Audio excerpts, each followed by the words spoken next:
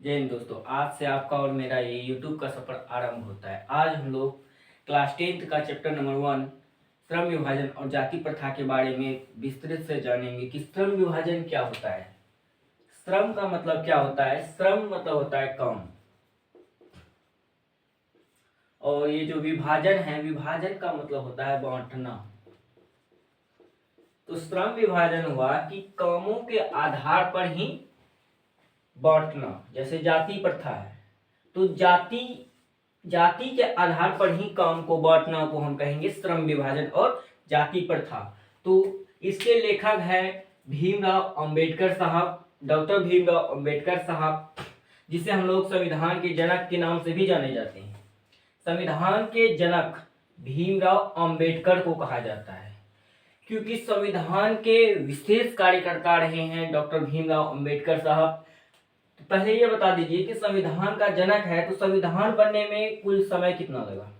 संविधान को बनने में लगा समय, तो संविधान को बनने में 2 वर्ष 11 माह और 18 दिन लगा। इतने दिनों में जो है हमारे देश के संविधान को बन के तैयार हुआ। तो संविधान का जनक कहा जाता है डॉक्टर भीमराव अंबेडकर साहब। तो हम लोग इस अध्याय में पढ़ेंगे जाति प्रथा, श्रम विभाजन और जाति प्रथा, जिनके लेखक हैं डॉक्टर भीमराव अंबेडकर साहब। और यह एक निबंध है। अगर पूछेगा कि श्रम विभाजन और जाति प्रथा की कौन सी विधा है तो हम कहेंगे यह एक निबंध है।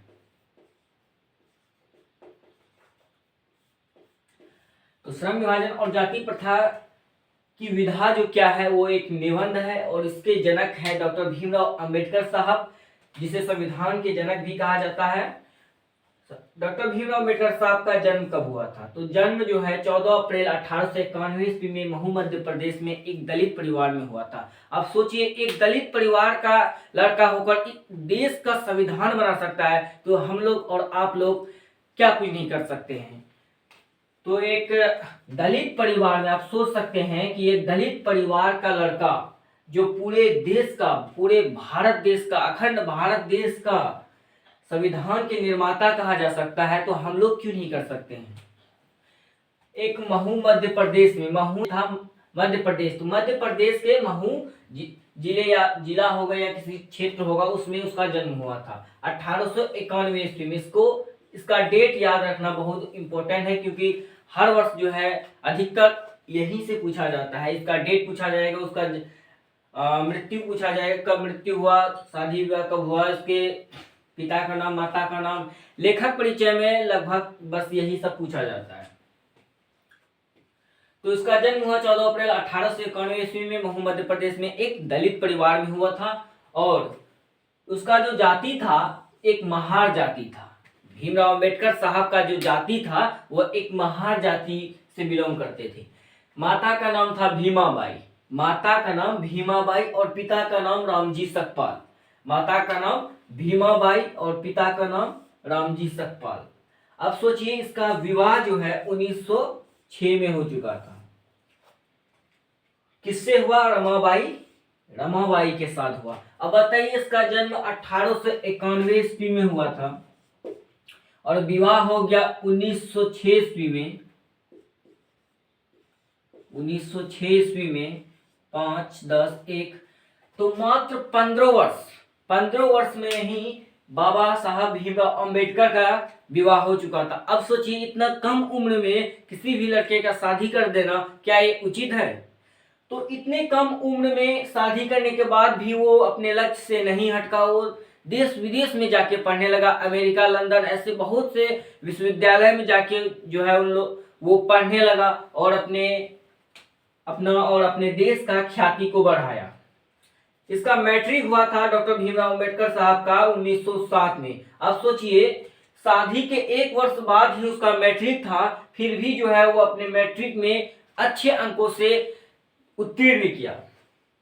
16 वर्ष की अवस्था में ही उसने जो है मैट्रिक की और उसने बहुत अच्छे अंक से उत्तीर्ण किया, जबकि महार जाति से बिलोंग करने वाला एक पहला व्यक्ति था जो मैट्रिक भी परीक्षा दिया था। अब बताइए, कोई भी उसके समाज में ऐसा व्यक्ति नहीं था जो मैट्रिक तक भी पढ़ा था। मात्र अकेला व्यक्ति था जो 16 वर्ष की अवस्था में मैट्रिक की और मैट्रिक में अच्छे अंकों से उत्तीर्ण भी किया।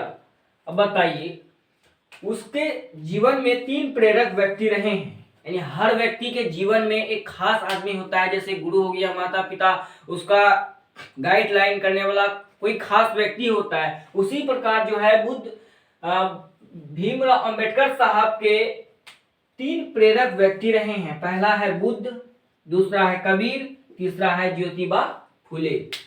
बुद्ध क्यों उसके प्रेरक व्यक्ति रहे हैं? क्योंकि बुद्ध जो है किसी भी धर्म को जाति प्रथा के बारे में नहीं सिखाता है, वो समानता को दर्शाता है। इसलिए जो है वो बुद्ध धर्म को मरते मरते जो है उसने बुद्ध धर्म को अपना लिया था 1956 में। और कबीर भी एक जुल्हा थे, वो किसी भी जाति धर्म को नहीं मानते थे, वो जो है ज्ञान पर ज्यादा बल देते थे। इसीलिए जो है भीमराव अंबेडकर साहब कबीर को अपना प्रेरक व्यक्ति माने हैं। और ज्योतिबा फुले तो आप सब जानते ही हैं कितना महान व्यक्ति था, शिक्षा के क्षेत्र में उनका काफी ज्यादा योगदान था। डॉक्टर भीमराव साहब का भाषण जो था, प्रथम भाषण का सम्मेलन 1936 में लाहौर में हुआ था। अब बताइए, दलित परिवार का बच्चा, उसका जो भाषण था, हर एक भाषण अंग्रेजी भाषण था और इतना ज्यादा भाषण दे देता था कि लोग जो है सुनते सुनते हैरान हो जाते थे कि कितना इस बच्चे में कितना टैलेंट है। अब बताइए, इतना छोटा सा जाति का बच्चा इतना कर सकता है, तो हम लोग क्यों नहीं कर सकते? हम लोग भी आगे जा सकते हैं, हम लोग भी देश विदेश में काम कर सकते हैं। तो 1936 में बाबा साहेब भीमराव अंबेडकर का प्रथम भाषण था लाहौर में। 1936 में लाहौर में जो है बाबा साहेब भीमराव अंबेडकर का प्रथम भाषण था।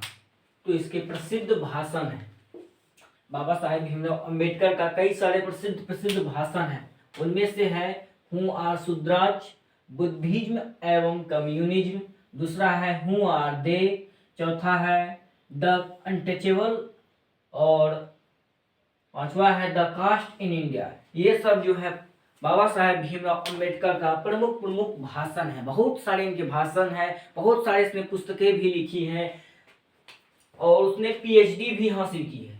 पीएचडी जो है 1916 में उसने प्राप्त की है। पीएचडी करने के बाद से जो है डॉक्टर भीमराव अंबेडकर के साहब के आगे में जो है डॉक्टर ये जो लगता है वो पीएचडी करने के बाद ही लगता है। तो डॉक्टर भीमराव अंबेडकर साहब ने 1916 में ही पीएचडी हासिल की थी। और डॉक्टर अंबेडकर साहब का वाङ्मय होता है 21 खंडों में वो विभाजित है।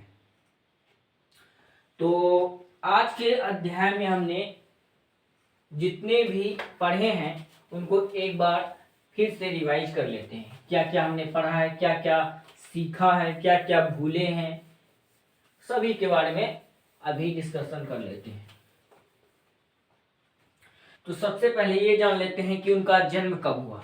तो जन्म बाबा साहब भीमराव अंबेडकर का जन्म हुआ था 14 अप्रैल 1891 ईस्वी में। 1891 ईस्वी में बाबा साहेब भीमराव अंबेडकर का जन्म कब हुआ था? 14 अप्रैल 1891 ईस्वी में एक महू मध्य प्रदेश में दलित परिवार में होता, यानी बहुत पिछड़े जाति में हुआ था। उस पिछड़े जाति में होके भी जो है इतने बड़ा मुकाम हासिल किया उसने। और इसका जो है पिता का नाम था रामजी सकपाल, माता का नाम था भीमाबाई। और उसका जो है कम उम्र में ही 15 वर्ष की उम्र में ही इसका शादी हो गया था। कब शादी हुआ था? 1906 में। 1906 में भीमराव अंबेडकर का शादी जो है रमाबाई के साथ हो चुका था। और 1907 में उसने मैट्रिक परीक्षा दी, जो कि अपनी महान जाति में पहले व्यक्ति हुआ। 1907 में मैट्रिक की परीक्षा दी और अच्छे अंकों से उत्तीर्ण भी हुए।